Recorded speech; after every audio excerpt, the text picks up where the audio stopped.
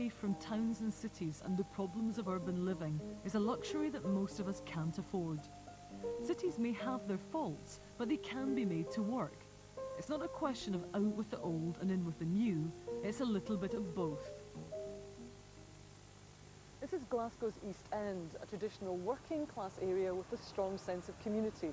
It lies less than a mile from the city centre and Buchanan Street, the UK's second busiest shopping street next to Oxford Street in London. This was one of the areas where Glasgow's special tenement buildings were allowed to fall into disuse and disrepair, destined for demolition and replacement by 1950s high-rise, high-density tower blocks, but not any longer. In Glasgow, community housing associations run by the tenants themselves have been restoring their characteristic old buildings for years. Now they're creating new kinds of homes to live in. Redevelopment Housing Association is a typical example. They aren't confused about who or where they are or what period they're living in. After 20 years of restoration, they've run out of old tenements, and now they're building new 21st century homes.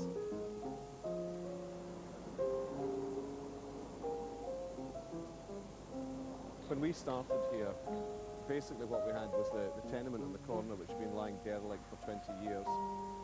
First thing we did was to restore the tenement, which was built in 1912, and again one of the last tenements built in Glasgow, because tenement building really stopped about 1912.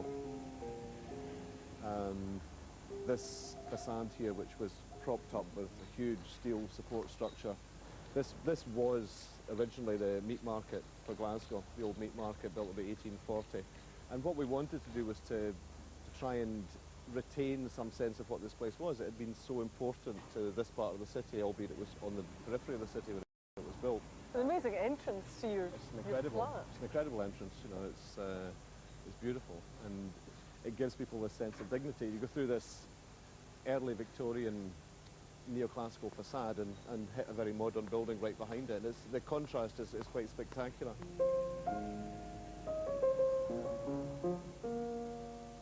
Some of the houses built here will be rented to those in need of low-cost public housing, and others will be sold. Either way, a deliberately varied group of local people will get to live in homes created by talented architects. What's the special attraction? What makes this building different from typical rented accommodation? I would hope every building we do is different from typical rented accommodation, typical public sector rented accommodation, because most of it's crap, basically.